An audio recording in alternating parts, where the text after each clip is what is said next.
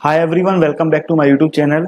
Recently काफ़ी दिनों से मेरे गोवा वीडियोस पे कमेंट आ रहे थे कि हम गोवा ट्रिप प्लान कर रहे हैं जून में, मिड जून में या जुलाई में।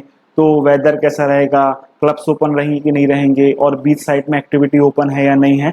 ऐसे बहुत सारे कमेंट्स आ रहे थे। तो मैं आपको आज इस वीडियो में बताऊंगा कि अगर आप जून एंड में या जुलाई में या अगस्त में प्लान कर रहे हैं ट्रिप अपना, तो गोवा में वेदर कैसा रहेगा, क्या एक्टिविटी ओपन रहेंगी, क्या चीज़ें क्लोज रहेंगी। ये सारा कुछ मैं आपको डिटेल में बताऊंगा। और आपका कितना कॉस्ट आ सकता है, चाहे वो होटल हो, स्कूटी रेंट लेने में हो, सब चीज़ों का कितना कॉस्ट आ सकता है अगर आप जून से लेके अगस्त के बीच में प्लान कर रहे हैं। तो आप इस वीडियो को पूरा एंड तक ज़रूर देखना। और ऐसे ही ट्रैवल अपडेट्स, ट्रैवल इन्फॉर्मेशन के लिए इस चैनल को सब्सक्राइब करें, वीडियो को लाइक एंड शेयर जरूर करें। सबसे पहले इस वीडियो में बात करें कि गोवा का वेदर कैसा रहेगा इस समय पे।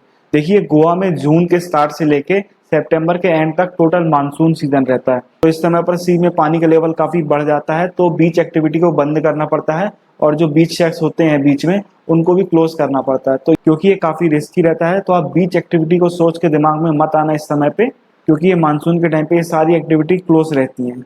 नेक्स्ट बात करते हैं क्या चीज़ें ओपन रहेंगी, क्या चीज़ें क्लोज रहेंगी। जैसे मैंने अभी आपको बताया कि मानसून में पानी का लेवल बढ़ जाता है, तो बीच एक्टिविटी क्लोज रहती है। जैसे वहाँ के जितने भी वाटर स्पोर्ट हैं, सब कुछ बंद करना पड़ता है, सारा कुछ बंद रहता है। इसके अलावा जो बीच साइड में एक्टिविटी होती है, नाइट लाइफ होती है, जो बीच शेक्स होते हैं, उनको भी रिमूव करना पड़ता है। और अभी जून से सारे बीच शेक क्लोज होने लगे हैं, तो मानसून के टाइम पे आपको बीच एक्टिविटी नहीं मिलेगी, बीच शेक क्लोज हो जाते हैं। अब बात करते हैं कि आपको क्या चीज़ें ओपन मिलेंगी अगर आप इस टाइम पे प्लान कर रहे हैं अपना ट्रिप। तो देखिए, इस समय पे आपको इंडोर नाइट क्लब जो रहते हैं वो आपको ओपन मिलेंगे। जैसे आपको बागा में, कैंडोलिम में, टिटोस लेन में काफ़ी ऐसे नाइट क्लब्स हैं, इंडोर नाइट क्लब्स जो ओपन रहते हैं, आप वो एंजॉय कर सकते हैं। इसके अलावा आपको कैसीनो क्रूज भी ओपन मिलेगा, आप कैसीनो क्रूज जा सकते हैं जो पंजिम में है, वो भी आपको ओपन मिलेगा। और ऑलमोस्ट सारे जो बीच के बाहर क्लब्स, कैफे हैं और नाइट क्लब्स हैं, बार हैं, ये सब आपको ओपन मिलेंगे। सिर्फ बीच एक्टिविटी क्लोज करनी पड़ती है। और आप मानसून में भी काफ़ी अच्छा एक्सपीरियंस कर सकते हैं गोवा का, बस आपको बीच साइड एक्टिविटीज़ नहीं मिलेंगी। अब अपन बात करते हैं कि आपको होटल की कॉस्ट कितनी आएगी और आपको कहाँ पे अपना होटल लेना चाहिए। देखिए, मैं आपको हमेशा सजेस्ट करता हूँ कि आप अपना होटल कैंडोलिम, बागा, केलंगूट, अंजुना इनके आसपास लें, क्योंकि सारी एक्टिविटीज़, सारा कुछ आपको मेन अट्रैक्शन जो है वो इसी के आसपास मिलता है। तो आप इन प्लेसेस में अपना होटल लें। और होटल आपको मानसून के टाइम पे काफ़ी सस्ता मिल सकता है। इस समय पे आपको होटल जो 2 से 2,500 3,000 के होते हैं, वो आपको 1200, 1500, 1800 के आसपास में मिल सकते हैं। ये आप ऑनलाइन अपने किसी भी ऑनलाइन प्लेटफॉर्म से बुक कर सकते हैं। और इन होटल्स को लेने के पहले आप इनके रिव्यूज एंड रेटिंग काफ़ी अच्छे से एक बार जरूर पढ़ लें, उसके बाद आप होटल अपना बुक करें। इसके अलावा अगर आपको और भी सस्ता ऑप्शन चाहिए, अगर आप सिंगल ट्रैवल कर रहे हैं, सोलो ट्रैवल कर रहे हैं, तो आप वहाँ पे हॉस्टल भी ले सकते हैं। हॉस्टल आपको 300 रुपये से 500 रुपये के बीच में काफ़ी अच्छे हॉस्टल मिल जाएंगे गोवा में। तो आपके पास हॉस्टल का भी ऑप्शन है। अगर आप कंफर्टेबल हैं तो आप अपने लिए हॉस्टल भी ले सकते हैं। देखिए, अगर बात करें कि आपको स्कूटी रेंट की कॉस्ट क्या आएगी इन मंथ्स में, अगर आप जा रहे हैं जून, जुलाई, अगस्त में, और ट्रांसपोर्ट के क्या ऑप्शन है, तो आपको इन मंथ्स में स्कूटी रेंट की कॉस्ट कम आएगी। जो स्कूटी रेंट आपको 400 से 500 रुपये में मिलती है पर डे के हिसाब से, वो आपको 250 से 300 रुपये के बीच में आराम से स्कूटी रेंट पर मिल जाएगी पर डे के लिए। फ्यूल आपको खुद फिल कराना पड़ता है। और ये स्कूटी रेंट आपको आपके होटल के आसपास में मिल जाएगी। रेंटल सर्विस की काफ़ी शॉप्स होती हैं, और या फिर आपके होटल में भी कुछ रेंटल सर्विस वाले बैठे होते हैं, तो आप उनसे भी जाके ले सकते हैं। बट आप स्कूटी रेंट लेने से पहले कुछ बातों का ध्यान रखें। स्कूटी हैंडओवर लेने से पहले आप उसका एक बार वीडियोग्राफी जरूर कर लें कि उसमें कोई स्क्रैचेस, डेंट्स नहीं है जो आपके वीडियो में कवर हो जाए, बाद में आपको उसका कुछ पैसे ना पे करने पड़े। इस बात का आप ध्यान रखें। और स्कूटी आप हमेशा येलो नंबर प्लेट की लें। और स्कूटी चलाते समय आप हमेशा हेलमेट पहन के रखें, क्योंकि वहाँ पे चेकिंग काफ़ी होती है, वहाँ पे ट्रैफिक रूल्स काफ़ी स्ट्रिक्ट हैं और काफ़ी ज़्यादा चेकिंग होती है। तो इस बात का हमेशा आप ध्यान रखें।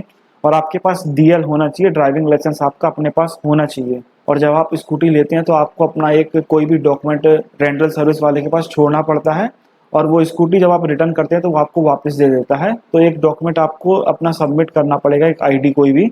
और इसके अलावा बात करें कि गोवा में आपको इस समय पर ट्रांसपोर्टेशन के क्या ऑप्शन रहते हैं, तो देखिए, गोवा में ओला उबर चलता नहीं है। अगर आप बाई ट्रेन आ रहे हैं तो आपको थिविंग रेलवे स्टेशन से सबसे पास पड़ेगा नॉर्थ गोवा, आप वहाँ तक आ सकते हैं।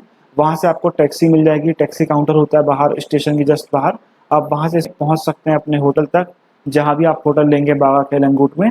और इसके अलावा वहाँ पे लोकल बसेस जो चलती है उसका भी यूज़ कर सकते हैं। वो आपको काफ़ी सस्ता ऑप्शन मिलेगा, लेकिन उसके लिए आपको 1 घंटे का टाइम लगेगा, अप्रॉक्स 1 घंटे लगेंगे।